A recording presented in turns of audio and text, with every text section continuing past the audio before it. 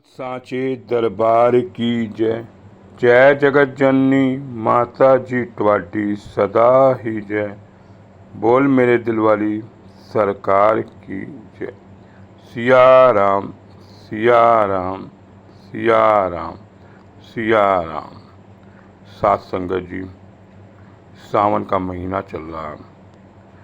आज जो मैं साखी आपको दे रहा हूँ वो सावन से ही संबंधित है। आज विशेष रूप से संगत जी, ये साखी सावन के रूप में कांवड़ यात्रा के रूप में है कि कांवड़ की यात्रा क्यों होती है। कांवड़ की यात्रा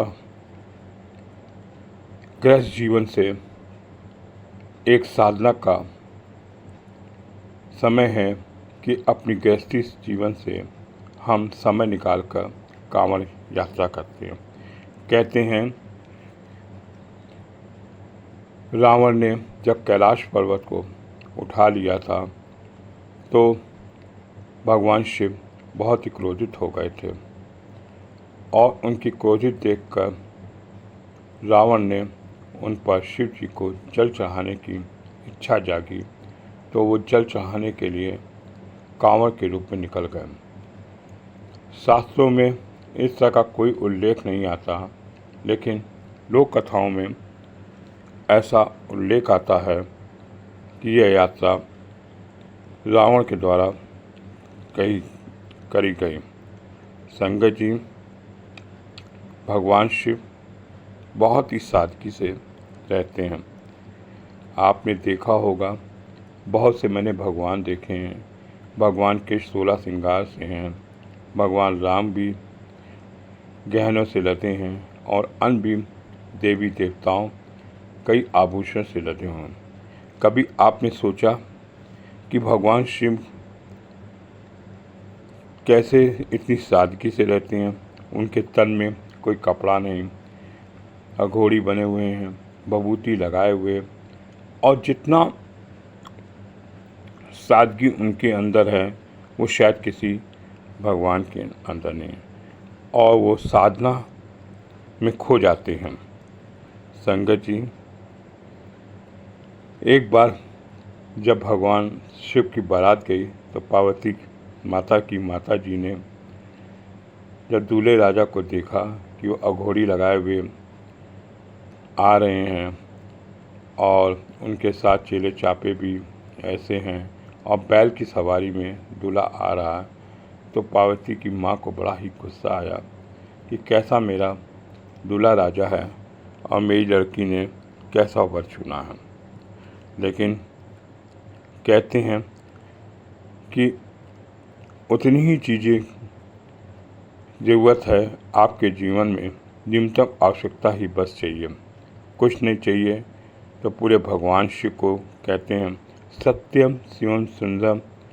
जो आदमी अपनी सुंदरता से अपने जितना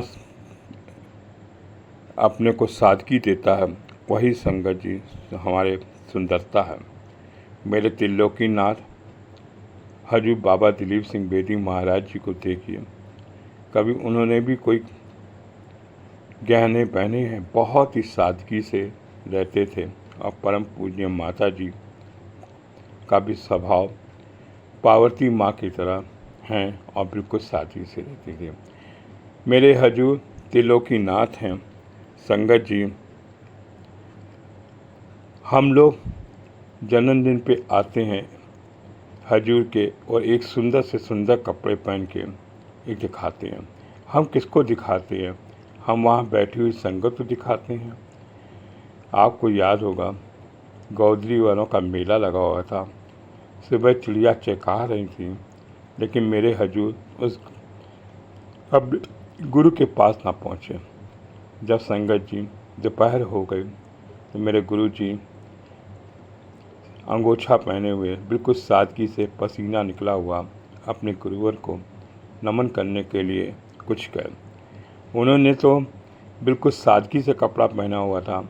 वहाँ पर बहुत से लोग आए हुए थे और एक से एक सुंदर कपड़े पहने थे, लेकिन मेरे हजूर जी ने कहा कि सुंदरता जितनी सादगी में है वही है। और अपने गुरु को जो भी उन्होंने थोड़ी बहुत भेंट करी वो अपनी मेहनत की कमाई से भेंट करी और बिल्कुल ही सादगी जीवन बिताया। संगत जी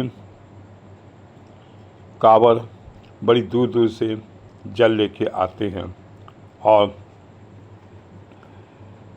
भगवान शिव को जल चढ़ाते हैं। कहते हैं, मैं आज एक छोटी सी कहानी इसमें जोड़ता हूँ। जब गुरु नानक थोड़े बड़े हुए, उनके पिता को चिंता हुई, ये अपने ध्यान में लगे रहते हैं, कुछ करते नहीं हैं। उन्होंने कहा कि जाओ तुम व्यापार करके आओ, और कुछ पैसा दिया और तुम कोई सौदा करके आओ।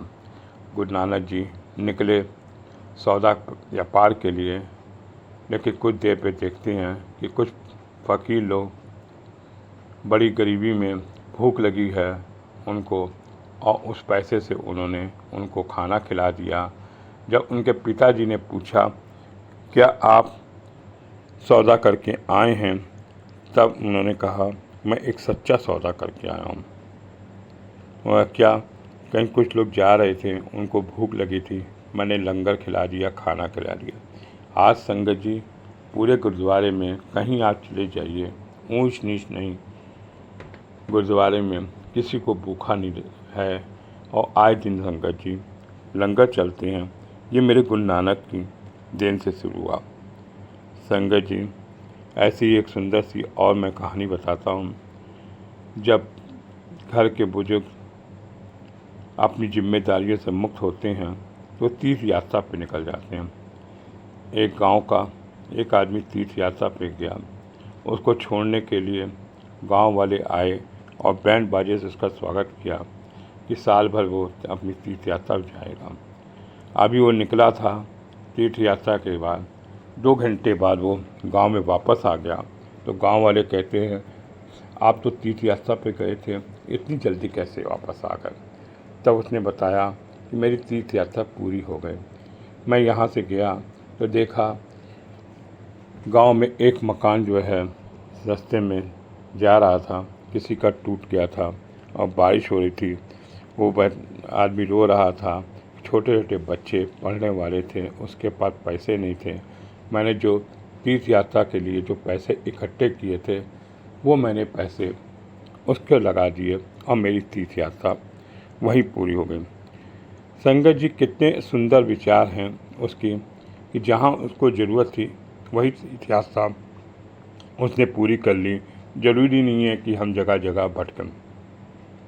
कांवड़ लेके जाते हैं गांव में, आपके पास जल है, आप गांव में भी चला सकते हैं।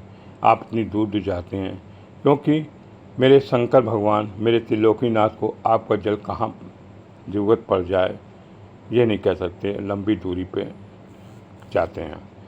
संगत जी भगवान राम और रावण का जब युद्ध हुआ तो सादगी से भी युद्ध हो सकता था।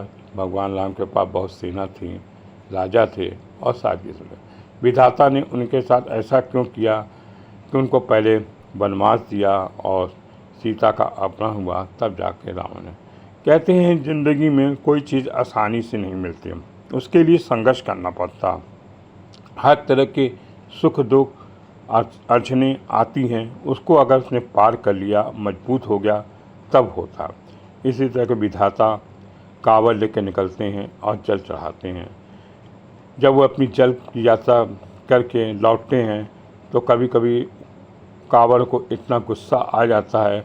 आज के माहौल में हम देख रहे हैं कि कांवड़ बसें फूंक रहे हैं और बहुत गुस्सा आता है।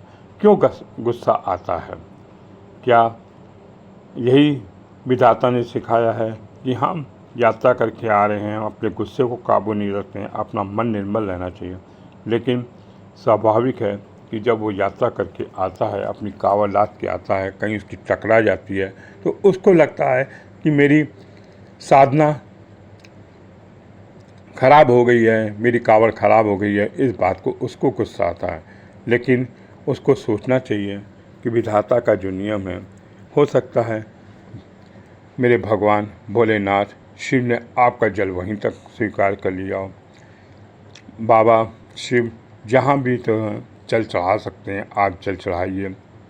वहाँ आपका जल गिर गया है तो वहाँ से आप यात्रा नई शुरू कर दीजिए और घर आ जाइए। उसी जल को लेकर थोड़ा सा गंगा जल मिलाइए और शिव माता। लेकिन कांवड़ इतना गुस्सा दिखाते हैं कि जो कि अपनी यात्रा को, अपनी कांवड़ पूरी नहीं कर पाते हैं। मेरे भोलेनाथ कहते हैं मैं हर जगह समा हूँ, आप कहीं भी मेरे को जल चढ़ाओ, मेरे को स्वीकार है। लेकिन हम कांवड़ से यही कहना चाहेंगे कि आज के माहौल में आप अपनी यात्रा पर निकलते हैं तो कम से कम अपने गुस्से को शांत रखिए। क्रोध से कुछ नहीं होता, क्रोध से जीवन खराब होता है। आपकी यात्रा मंगलमय हो, ये हर भोलेनाथ चाहते हैं, लेकिन भोलेनाथ कहते हैं क्रोध करके कुछ नहीं होता। एक सुंदर सी एक कथा आती है कि एक गांव में शिव जी का शिवलिंग था। वहाँ पर एक पंडित जी आते थे और रोज़ फूल चढ़ाते थे। अचानक 2-4 दिन बीमार हो गए, नहीं आए और भगवान शिव उसको याद करते थे। उधर से एक अनपढ़ अहड़िया आता था और शिव में पत्थर मार जाता था। लेकिन उसका नियम था कि वो प्रतिदिन आता था और भगवान शिव पत्थर मारने वाले पर खुश हो जाते हैं, ना कि पंडित में। भगवान शिव कहते हैं वो अपना नियम का पक्का था, वो आता जो था रोज पत्थर मारता था। मेरे भोलेनाथ त्रिलोकीनाथ हैं, वो तो एक सच्ची आस्था चाहते हैं कि आप आएँ, कुछ ना चढ़ाएं, फूल से भी करें, लेकिन सच्चे मन से याद करेंगे तो भोलेनाथ आपकी कामना को जरूर पूर्ण करेंगे। और आज की साखी कांवड़ के माहौल को देखते लिखी गई है कि कांवड़ यात्रा में आप क्रोध मत करिए, आपकी कांवड़ कहीं ख़राब नहीं होती। जहां आपका जल गिर जाए वहीं पर आप जल अर्पित कर दीजिए, उस जल को घर ले आइए और गंगा जल में डाल के वो जल छिड़किए, आप पवित्र हैं। बोल सांचे दरबार की जय। जय जगत जननी माता जी ट्वाटी सदा ही जय। बोल मेरे दिल वाली सरकार की जय। सिया राम सिया राम सिया राम सिया राम। सांचे